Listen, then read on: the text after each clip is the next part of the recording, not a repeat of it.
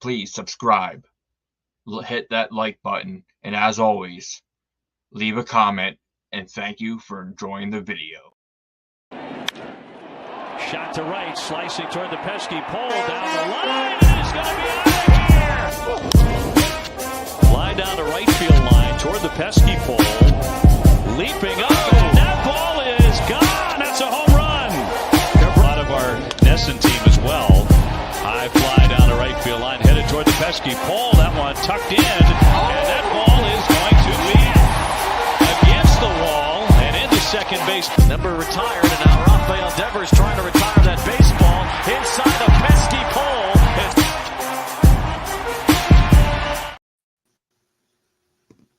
Welcome to another episode of the Pesky Podcast. I'm your host, The Rit. We are here, episode 86. We are going to be talking about the Guardian series, but we'll get that with a quick second. This is brought to you by BSEN. Man, first off, we're going to sit there and catch up a little bit on the last two series because the podcast hasn't really lined up really well to go along with the us announcing the awards, the Totally Nasty Award, the MVP award. So, George, let's sit there and start off with you.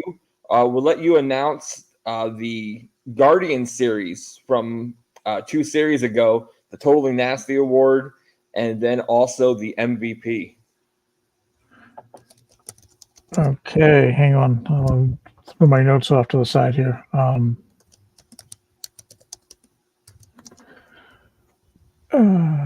Sorry, guys. I'm messed up. Okay.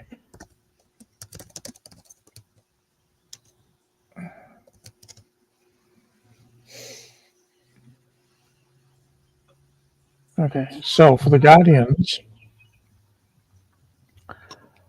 Obviously,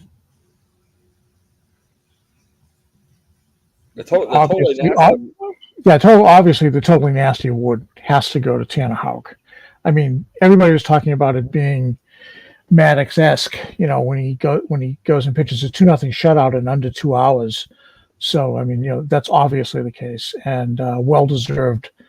We were always worried about him going 5 to 6 innings, and then he just goes out there and throws 9. So thank you very much, Tanner Houck. Yeah, well, as we have him here at the Pesky Podcast, Houckamania was running wild there. And, it was weird because when we were talking to Cody, all of a sudden all that stuff was blowing up on the post game. And I was kind of, I apologize to Cody because I'm reading our private chat and I'm looking at, and trying to do the podcast at the same time. And it was absolutely amazing how, Papelbon and everybody was like TC, Jim Rice, everybody was just blowing up this Houckamania thing. And it's kind of taking legs of its own. And then on Thursday's game, after the game, the post game, the boys had their shirts. As Jim Rice quoted, you have Hulk Hogan, you have The Rock, and then you had Mini-Me. So, TC, we were able to sit there and we will definitely get going with getting you a shirt that fits you a little better. But man, that was just crazy. And George, the MVP for that series?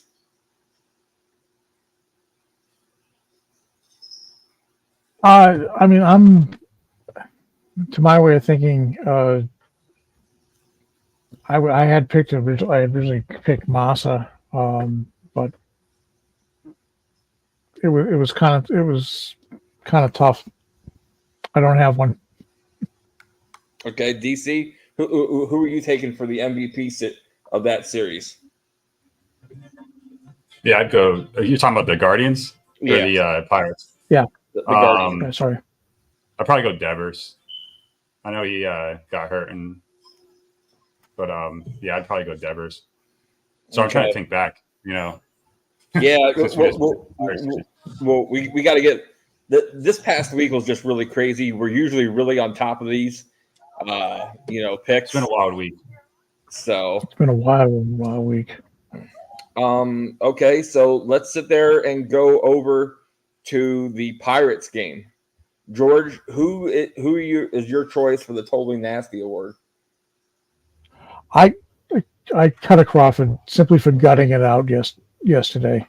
He's was blowing right along through 4 innings, and then he got him in a little trouble in the 5th and the 6th. He gutted it out. AC came out and kind of gave him a pep talk, and he finished off with a flurry. We all know what he's done for the year, but he hasn't had anything to show for it in the win column. So he finally picks up his first W. So yeah, in my opinion, you got to give him the Totally Nasty Award.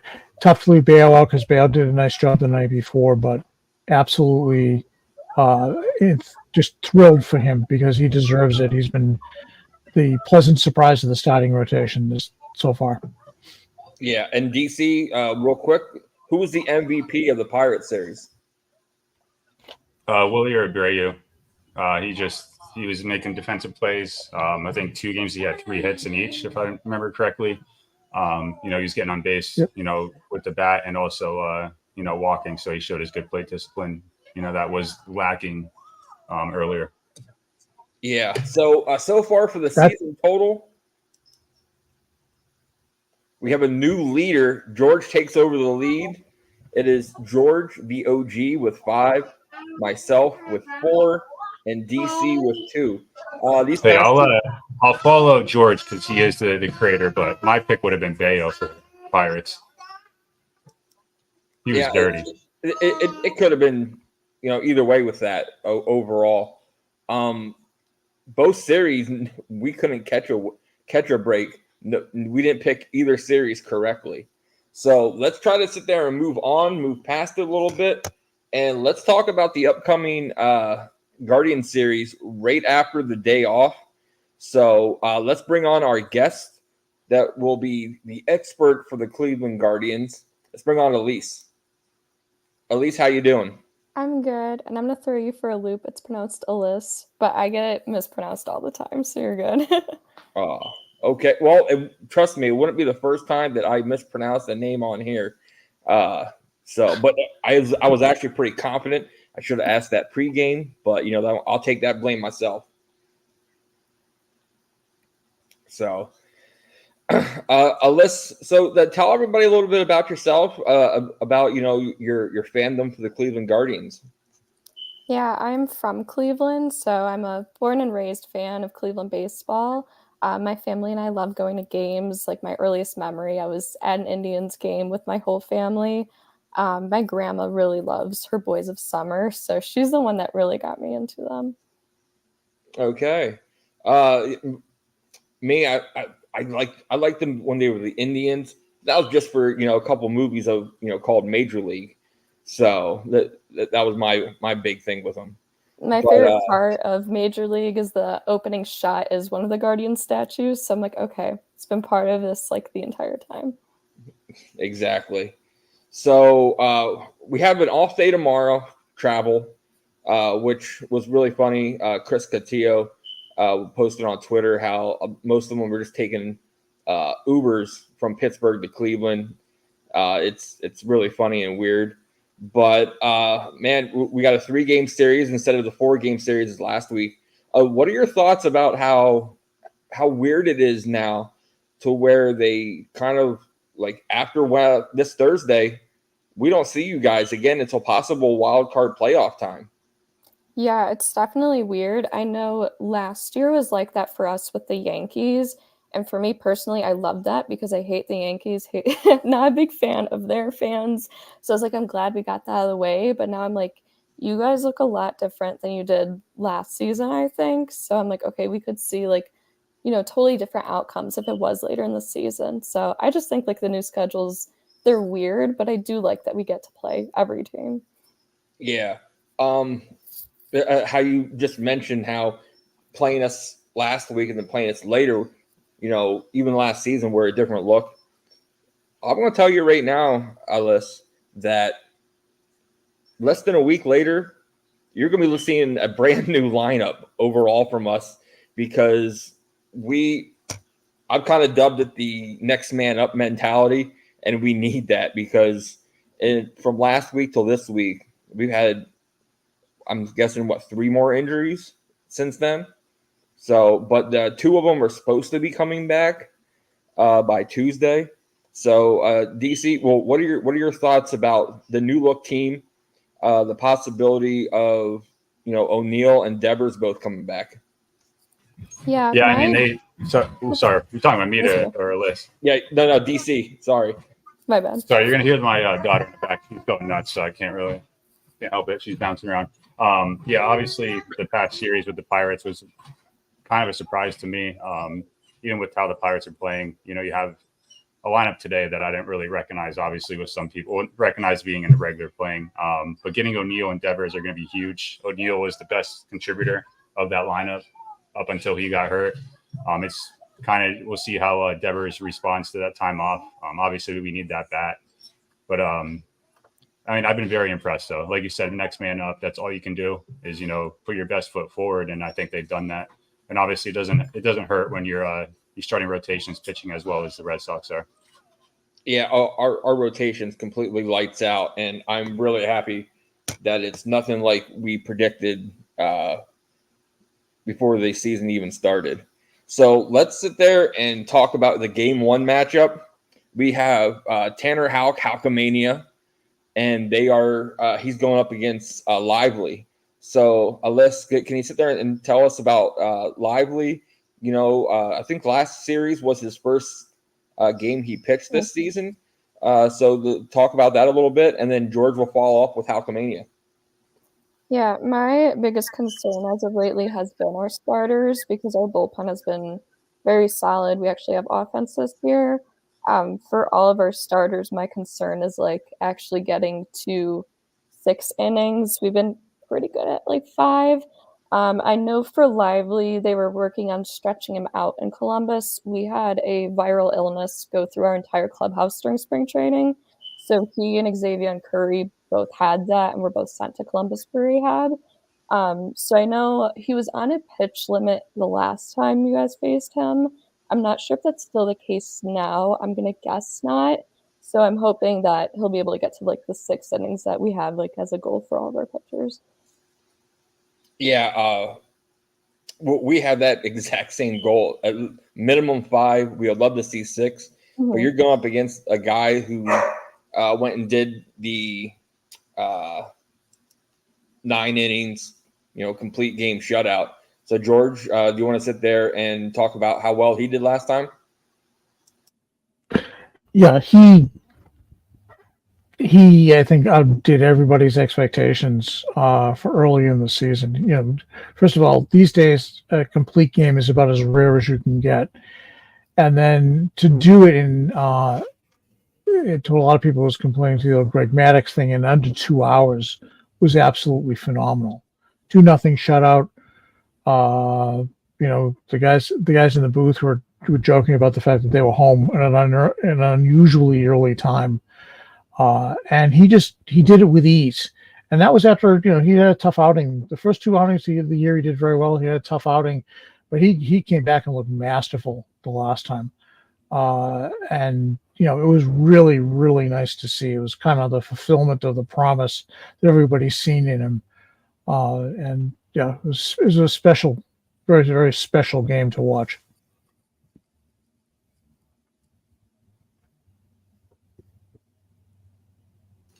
What is it? An hour and 42? It was something like that. Hour 48, something like that. It was crazy that they were talking. 150. They were talking in the broadcast how the beer people didn't even get the chance to shut down because it was going so quick. So, game 2, you guys are pitching Carrasco, and we have to be determined. We just had Winkowski pitch today. They said Wink's gonna pitch again Saturday, so he's out of the thing. So, DC, any ideas of who we could throw out there to an opener role because Pivetta will not be available.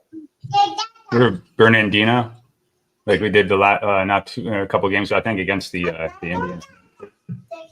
Yeah. Criswell. And I'd say Criswell as far as the getting the bulk of it again. Obviously, he struggled a little bit, but I think a lot of it had to do with errors as well, because I think only one of the 4 that he gave up were. Yeah. So she's going nuts. Go ahead. You can take over. No. It actually sounded like there was an earthquake over there, or maybe I heard a buffalo behind you trampling. So. But Alys, you guys are throwing out there Carrasco. I think he's the pitcher we didn't get to see last series against you guys. I think he pitched Thursday, actually, because I think McKenzie was Friday when we were against the A's. Oh yeah, we did. Okay, that was game. Yep, that was game 4. So he looked really well pitching against us. Yeah, it's been nice seeing him improve. I think when Gavin Williams comes back, probably beginning of next month, he might slide into like a long relief position. But he's been really solid in this role as of late, which is really good to see. Yeah. So you guys took a big shot with Shane Bieber being out.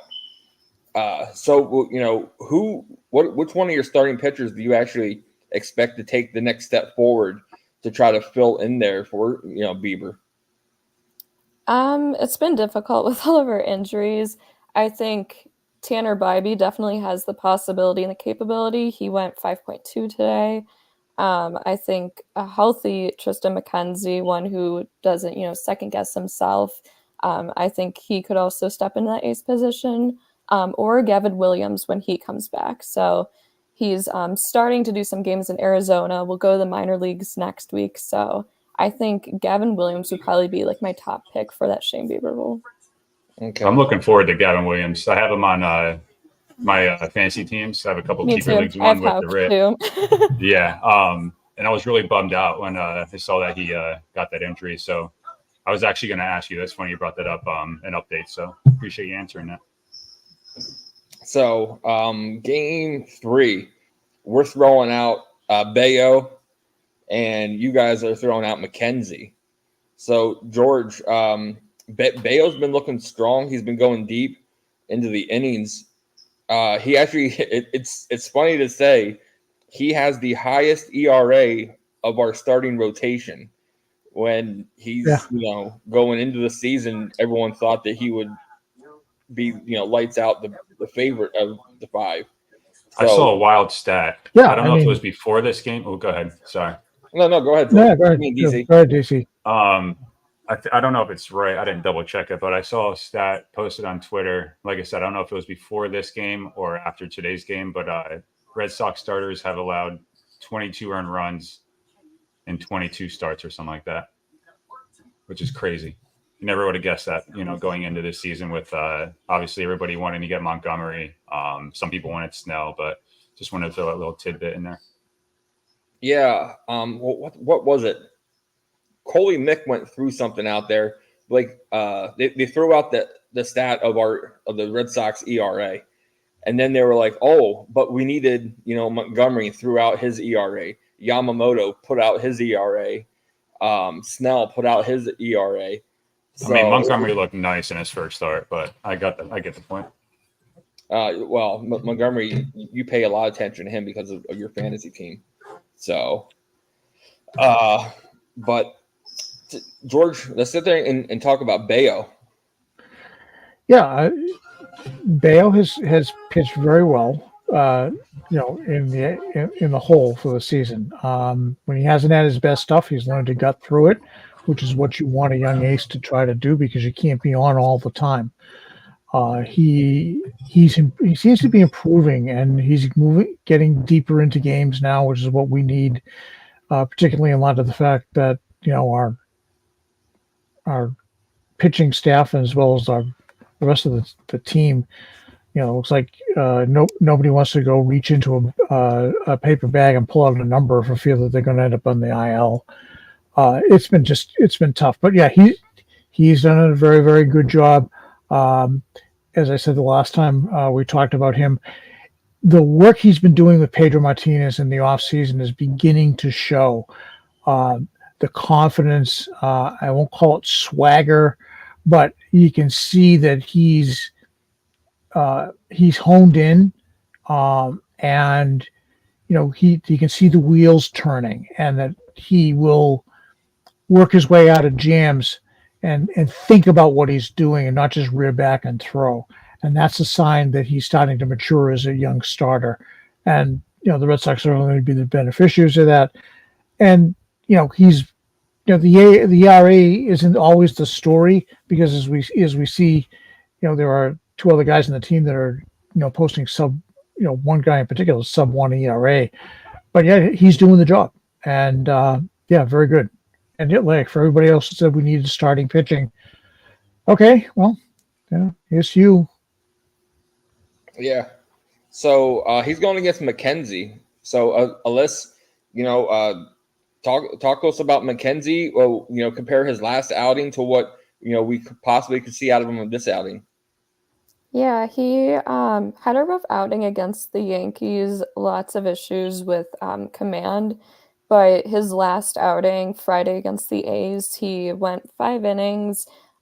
He did give up a home run in the first inning, but other than that, looked a lot better. Still a couple of walks, but he had more strikeouts than he has like his other starts this season. So I think he's definitely improving as the season goes. Yeah, so I'm hoping that we don't see the same series where we only take one game as last time, because we can't really afford that right now here in Boston. But our lackluster offense is just really grinding at it, especially with the Tristan Casas injury today, that he was put on the IL. So, George, what are your thoughts on Casas's injury? What did you hear about the worst case scenario it could be, and the least case scenario? I mean, it could be the least case. It could be it's a strain. The worst case would be something like a broken rib or something more serious. From what they said on the play-by-play today, he woke up in a hell of a lot more pain today than he did yesterday. When I was watching the game, because I had DVR'd it because I'm on the road, and I was watching it later, and all of a sudden I see him out. They were doing the lineups around the infield, the bottom of the first. I'm like, where's Casas? And there was nothing apparent. I watched I went back and played it again, and I didn't see anything that said that he hurt himself. So, yeah, I mean, to lose him is going to hurt. Trevor Story's gone for the season, and he had count on him being a power bat. Casas has found his power stroke. He's got 6 home runs, and the longer period he's out, the more it's going to hurt. Other guys, can pick up the slack a little bit, but boy, we need him. And his defense has been much improved over last year. So if they're gonna lose him for a long period of time, they got to figure something out at first base. Whether they put Bobby over there and pray for good things to happen with the bat, or just put up with his bat and say, listen, Luz, we know you can play D on both sides of the bag. But yeah, just got my fingers crossed on this one, guys. This is not a good thing. Yeah, I do know that Casas said that he thought he heard it in the Guardian series, the series before. So that's something that we got to sit there and keep watch to. But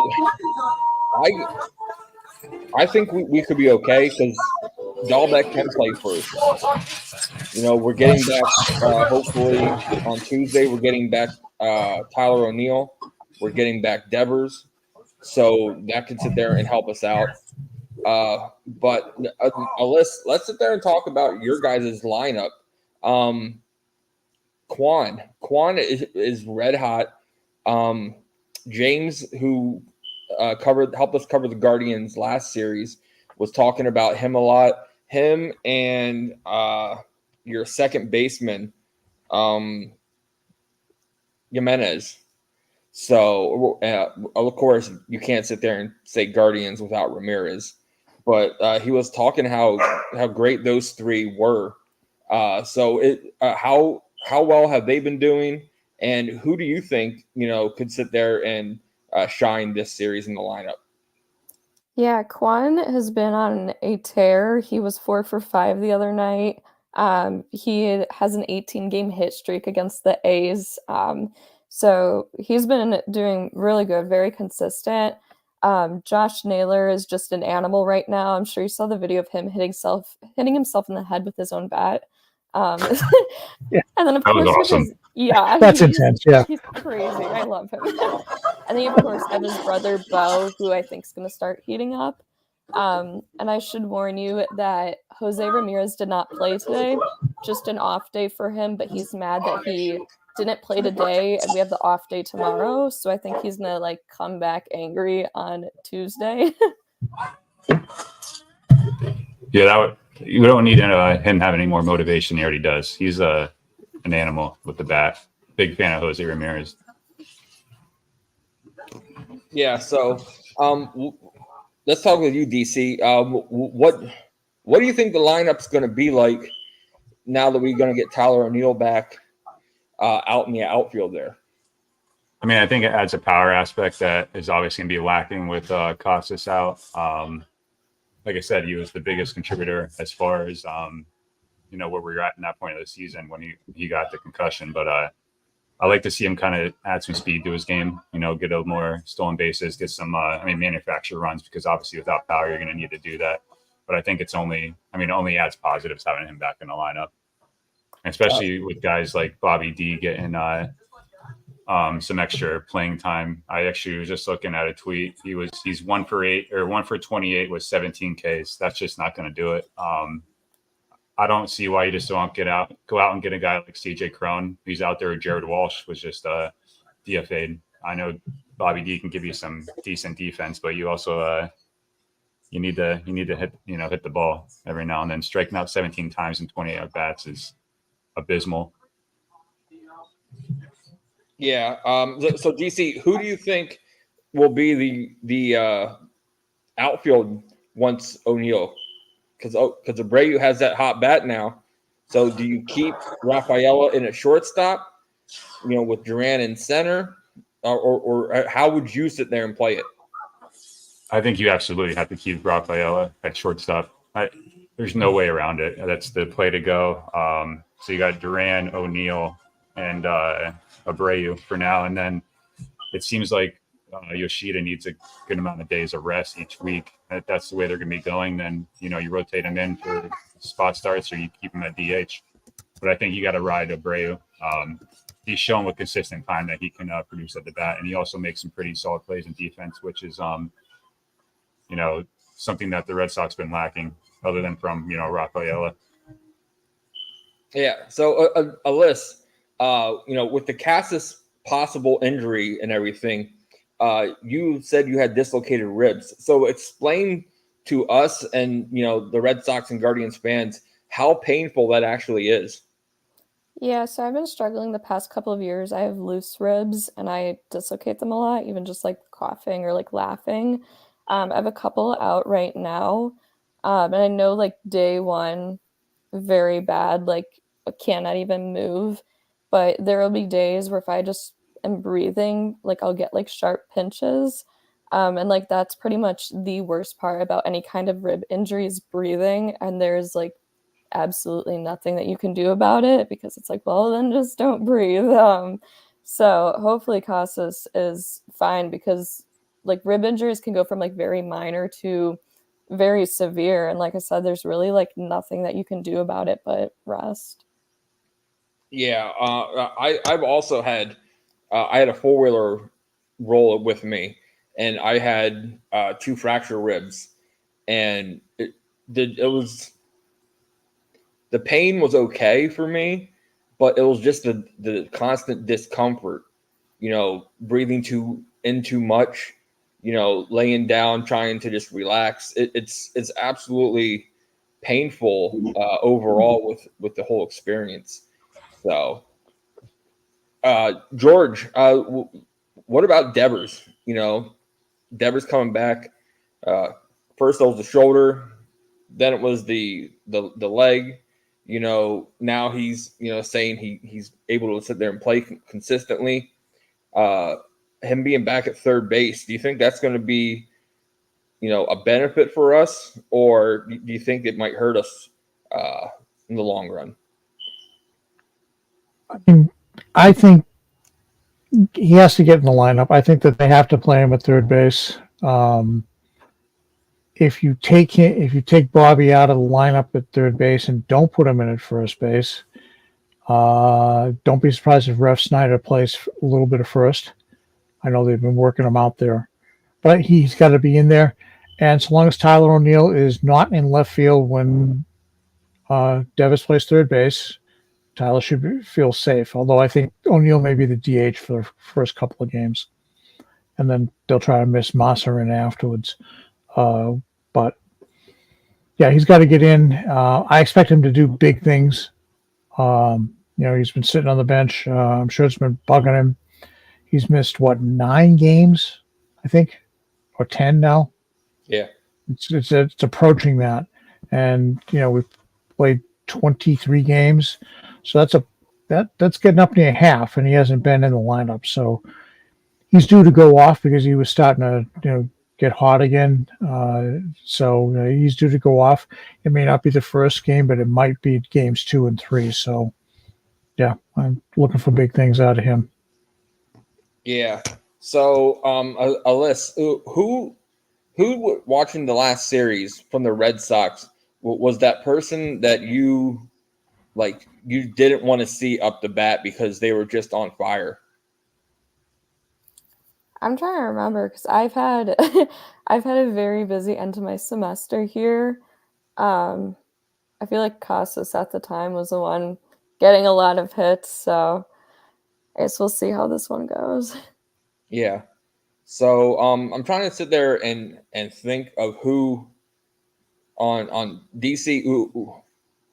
Ramirez is kind of like the give me, but Stephen Kwan has really he gets on base almost consistently. DC, who would you choose from the Guardians that we wouldn't want to sit there and see consistently? Yeah, like you said, I think Ramirez is the easy answer, but I agree. I think Kwan is a monster on a base pass. He's just a nagging guy that always gets on and makes things happen. I was talking about manufactured runs. I think that's his motto. I mean, he gets on base and he's on first base. Next thing you know, he's on going first or third on a regular single to right field or even single or center field. Just wreaks havoc on the bases, and he's just consistently making contact and getting on base. So he's probably my pick for that. Yeah. So let's switch it up a little bit to the bullpen a little bit. So Alys, your guys' bullpen, we got to see Class A, and for Game 4, and he was just great. So besides him, what other bullpen pieces do you guys have that you are really look forward to coming in the game when a starter gets pulled? Yeah, I know I'm in the minority in my fan base, but my favorite player is Eli Morgan, but he's out injured after the Red Sox series. Mm-hmm. But right now, Tim Herron, our only lefty right now, he's been off to a really great start. I'm hoping when we get our main lefty, Sam Hench's back, I hope he stays in it. And Hunter Gaddis has been insane. Oh, yeah. He was a starter the last 2 seasons. I was I think he'd work really well with just an inning or 2. And this year he's finally gotten the chance to be in the bullpen, and he's hitting 99, 100 consistently. And I think he's only given up 4 hits the entirety of this season. He has been lights out. Yeah. So let's go to our bullpen specialist. Let's call him the righty. George, who's impressing you? And please, you can say him if you want to, but if you say Kenley Jansen, we might have a little talk because I don't want to. I don't want to be put on double secret probation for that one. Yeah, I mean, impressive. Slayton, the kid once again did his job again today. Rule 5 pick. They talked about it in the broadcast a little bit.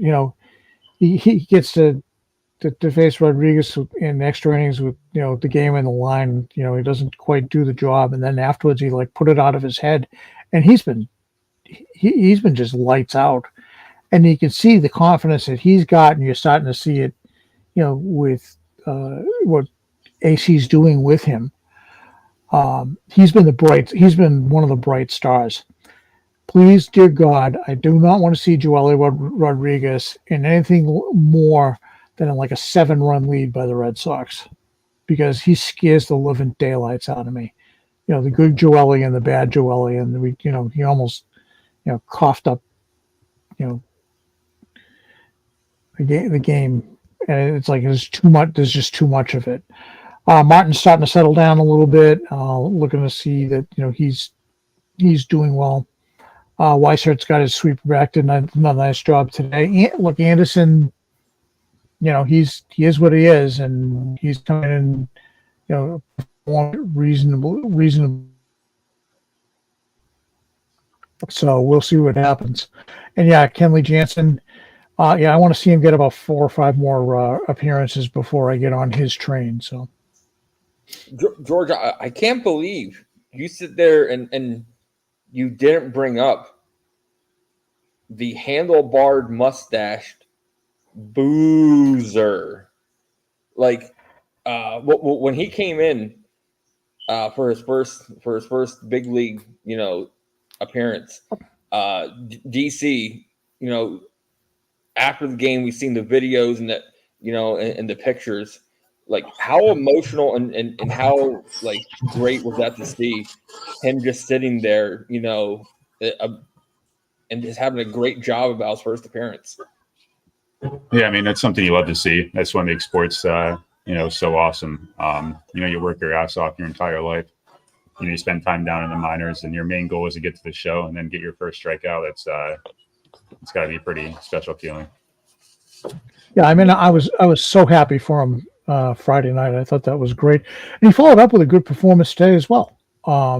And that's good. It's one of those baseball special moments when you get a guy who's out of baseball. He's a carpenter. They mentioned, what was that movie? The Rookie. He was kind of out of it. Then suddenly he feels he can get back and pitch again. Baseball's full of stories like that, and it's what makes it so special. And I'm so happy for him. Meaningless run in his first appearance, but he gets a strikeout. Did a nice job again today. Gotta love it. And I was, again, special, but no, I kind of came out of it because, it's kind of a special weekend for him. He did well, but, if he's going to be up for a while, we'll see how consistent he can be. And if he's, can continue to, throw with success. Yeah. So, Alys, let's sit there and switch it up. Let's not talk about the Major League roster. Let's talk about, we won't see him this series, but who are some Cleveland Guardians prospects that you can look forward to seeing, maybe later this season if you're watching a Guardians game, or, next season? Yeah, so we were hoping with all of our starting pitchers' injuries, we'd be able to bring up Joey Cantillo, but he is out for 8 weeks with a hamstring strain. So we're pushing that back a little bit. And Daniel Espino out for the season again, which totally sucks. He's our top pitching prospect. But who we could see this season, I think for sure, Kyle Manzardo. He's our number 2 prospect. He's a first baseman in DH. I'm hoping sooner rather than later. I'd hope before Memorial Day. And he's been really hot lately. He's had 3 home runs the past 2 games this weekend. So hoping that he'll get the call up soon. And then Chase DeLauder, our number 1 prospect. He's an outfielder. He's currently in AA Akron. I got to see him at High A last year, so that was fun. I think he might be one of like our September 1st call-ups. Alys, you said that you've seen him at High A and stuff. So what's the difference you think from going to a major league game to a minor league game? And is it just me, or are more minor league games more enjoyable sometimes with the fan experience than the actual major league games? Yeah, so I'm like best friends with our High A team, the Lake County Captains. I got to throw out the first pitch for them. They like to involve me like in their game experience, which has been really fun.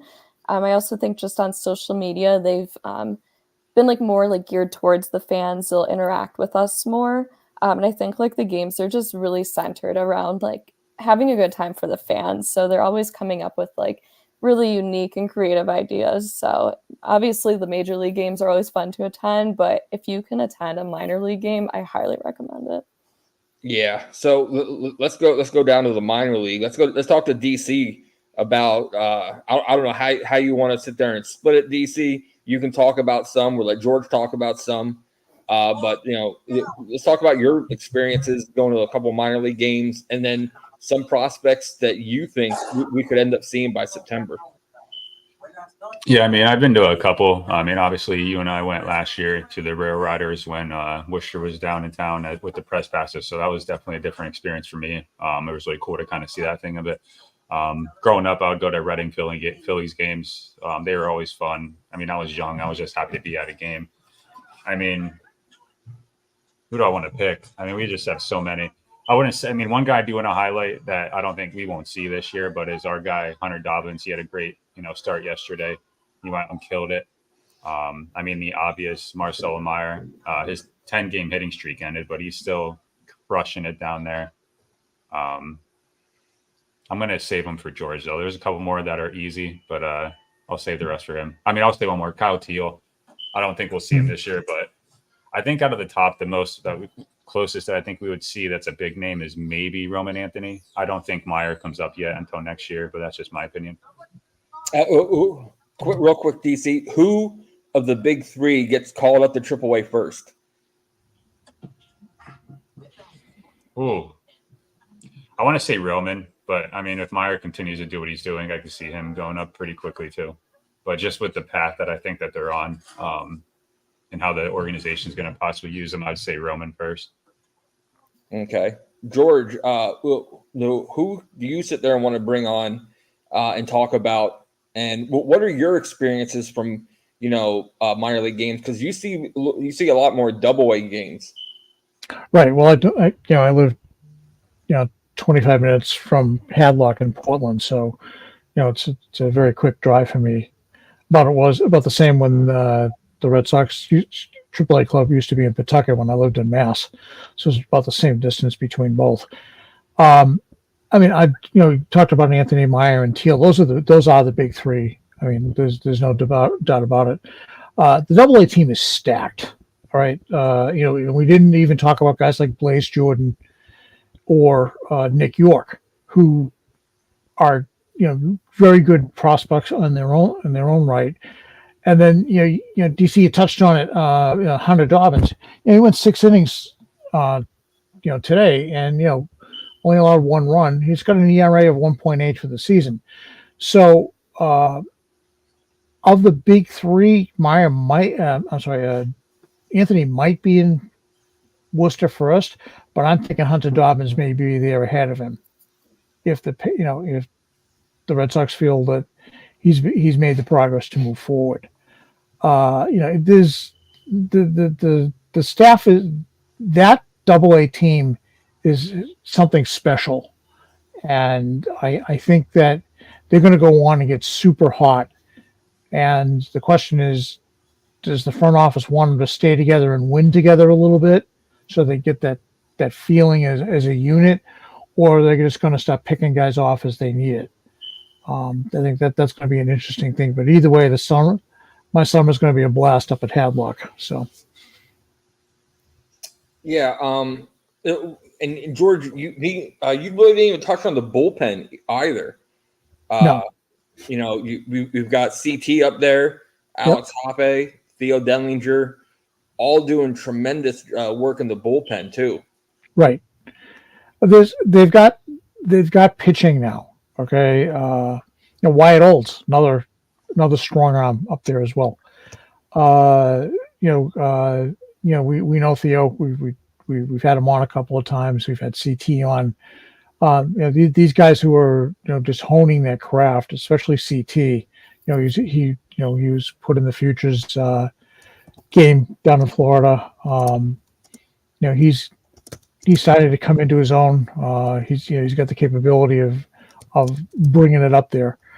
It's nice. The pitching's coming, but it's again the action's at AA, and Greenville and Salem to some extent. Greenville more than Salem, I think, in high A.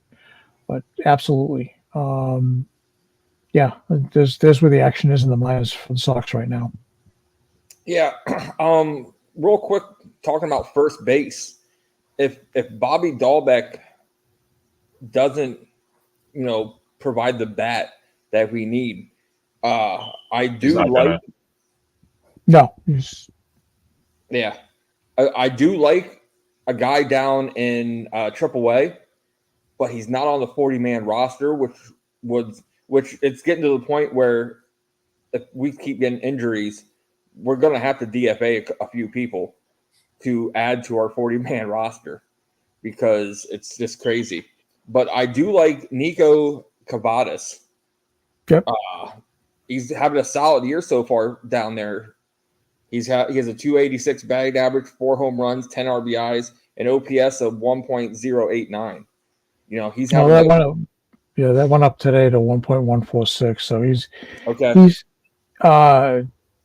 He's a possibility. I said he's not on 40-man, but if like I said, it all depends on what they're going to do with respect to Casas and how long he's gone, and they may have to make a move like that, or as DC pointed out, go get a Crone or Walsh, and get somebody with experience. But keep your fingers crossed, boys and girls, because this one's going to hurt if he's out for a while. Yeah.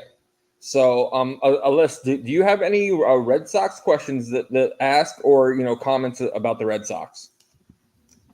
Not any that I can think of. Okay.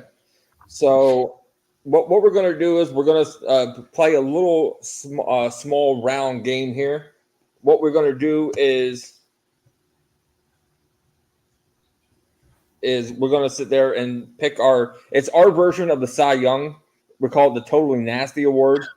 So for the series, so who do you think will be the best pitcher or pitching performance of the series? You don't have to pick Guardians if you don't want to. You can, whatever. But we're going to start with DC.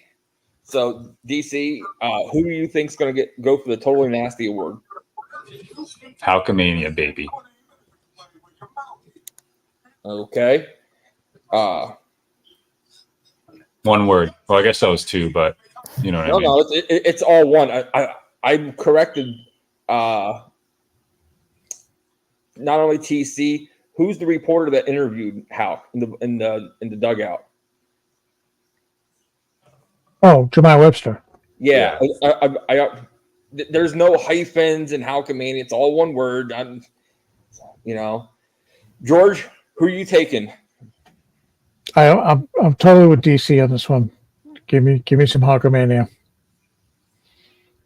Okay. Alys, who are you taking for the award? Houck would be fine for my fantasy team, but I'd really like to see Tristan McKenzie figure it out. Okay. And if I would take anybody else but Houck, I think Papelbon would have a really strong thing to say about that. So we're going to clean sweep Houck. Okay, let's go series MVP. DC, who you picking? I'm riding a hot bat. Wilyer Abreu. Abreu.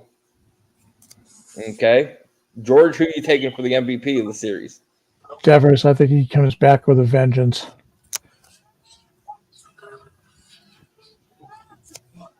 Okay, I will sit there and take for myself. Let's go Tyler O'Neill again. Nah. I like it. We're switching. Uh-oh. Flip-flop. Here we go. I'm trying to take Bobby D. Watch. No, I'm taking Massa. I think Massa's figuring things out. He's getting the reps he needs, the rest he needs. So, Alys, who are you taking for the MVP? I'm going with my GOAT, Jose Ramirez. Okay, and let's go for the series record. DC, we all were wrong last time. So, my heart wants to say 1-2 for the Red Sox, but I'm going to be positive and say 2-1. But I think I don't know. For some reason, I feel like I could be wrong about this. The Red Sox don't play well in Cleveland, but I could be making that up. We don't play well in Cleveland, but with our good friend Rob Anglin, he's trademarked the Boston Red Sox this year. So as long as we're playing them away, we're looking pretty good. George, what about you? I'm going to go 2-1 Red Sox. Yeah. Yeah, with Houck and Bayo, I feel confident 2-1 as well. Sox. Okay, I will follow suit 2-1. This is going to be a pretty basic week, except for our MVPs. And Alys, what are you thinking? Yeah, I'd love to see us go for our second sweep in a row, but I think realistically, I'll go 2-1 Guards. Oh, okay. Okay. So, Alys, we periodically ask this question, so we're going to sit there and ask it to you. Hot tub time machine. If you can go back in the time to any baseball game, any era, who would you want to watch and why?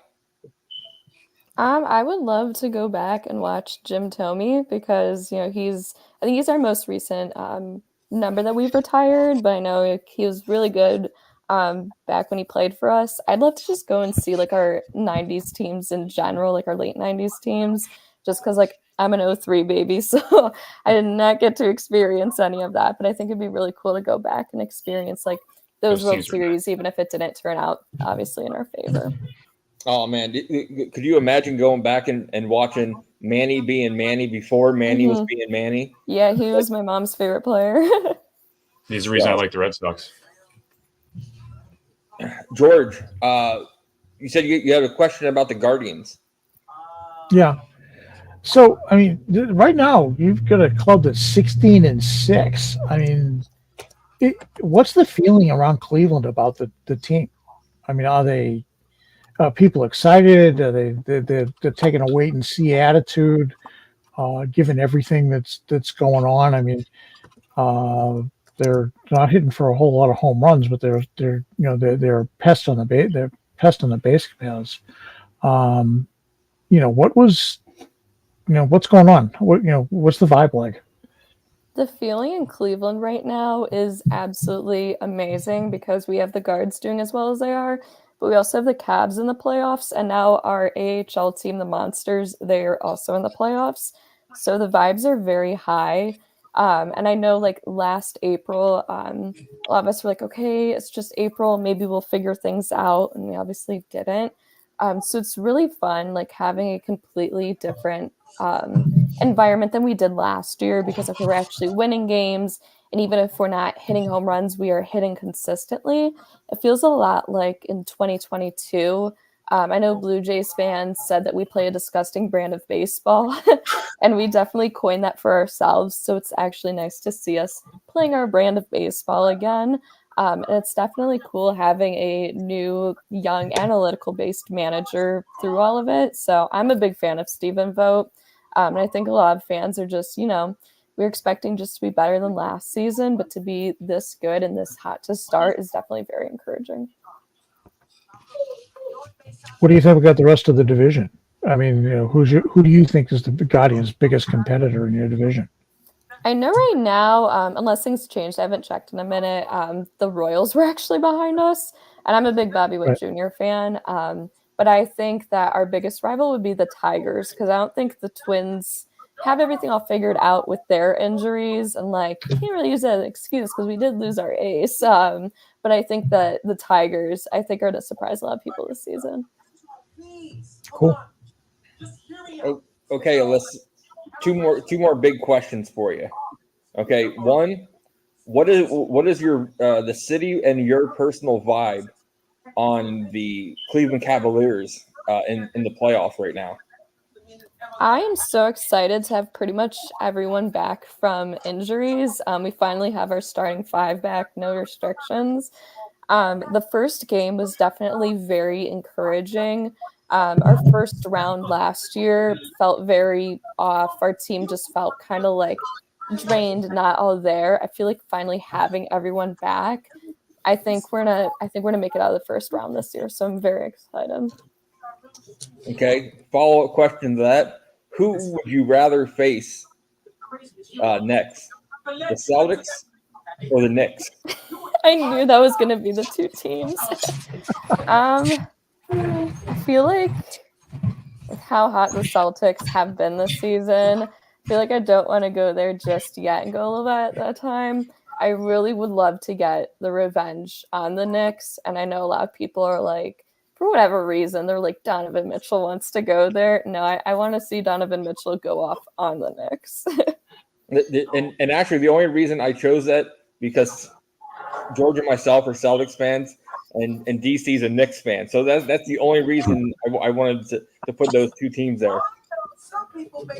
So. No, I respect it though. Celtics are unreal right now. I was looking at the lines before the game today. They were, granted, Jimmy Butler and Terry Rozier were out for the Heat, but they were 14.5-point favorites today, which is insanity for a game one playoff. Like even game one, but a playoff game in general. Yeah. So, and the last question, Alys, Thursday, NFL draft. Who would you love to see the Browns be able to take? So I'm actually a Bills fan. Let's who would you love to see the Bills take? A wide receiver. Yeah. I'd love to see us move up if possible because we've got a lot of room to work with there. Could you imagine if you guys got to move up and take Harrison? Oh my God. I would love to because I am an Ohio State fan. So if I could get one of my Buckeyes on the Bills, I'd be very happy about that. So, okay. Well, we want to sit there and thank you for coming on the podcast.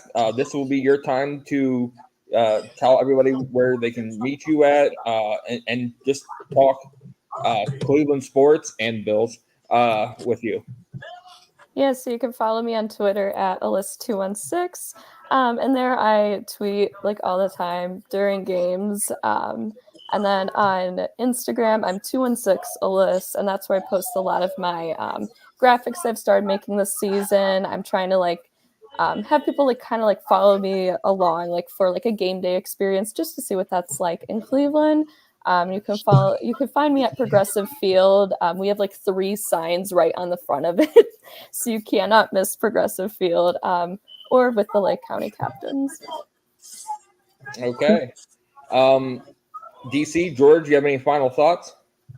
Just want to say thank you. Obviously, echo what Rich said. Appreciate you giving us time and coming on and talking baseball. Yeah, same. We always love to have people from other cities on, get a behind the scenes look at what the Sox are facing, and when things happen, you kind of feel as though you know ahead of time what to expect. So it's really great to have you on. Thank you. Thank you for having me. Yeah. So guys, make sure you head on over to, and you're going to hear this and see this a lot on Twitter. Head on over to our website at bsen617.square.site to check out all of our merchandise, but more recently, the Halkamania shirt that has been on the Nesson post-game show. Papelbon, TC, and Jim Rice have been helping push that tremendously.